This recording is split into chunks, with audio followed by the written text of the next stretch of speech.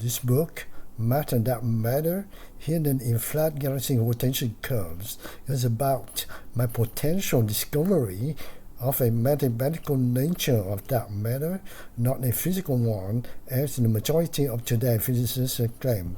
The dark matter mystery started with Fritz Zwicky and Vera Rubin's discovery in the 1933 and 1970. According to the discovery, stars in spiral galaxies move way too fast with respect to Newton's law of orbital velocities of captive celestial objects around the captor.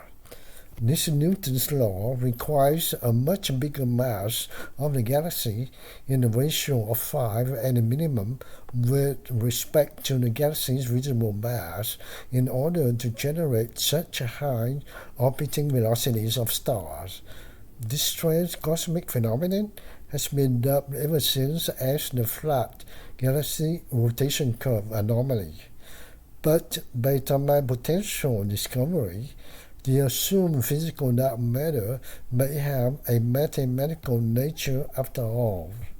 My claimed mathematical nature of dark matter came from the two following leads. First, the multiplier operator of the masses of the two celestial objects, m1 and m2, and the square operator of the distance thereof, r squared, inside the equation of Newton's law of universal gravitation as shown here.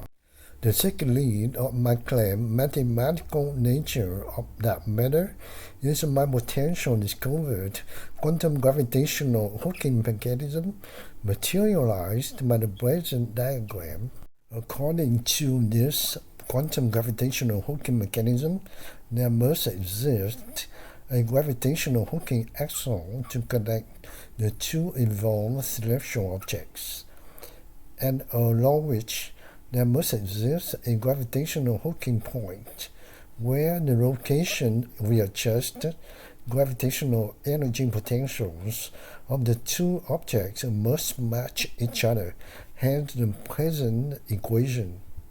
Based on my findings, it turns out that the equation of Newton's law of universal gravitation can be reformulated by abstracting the mass of the second object m2 by using the mass ratio between the masses of the two objects m2 and m1, hence a new equation of Newton as shown here.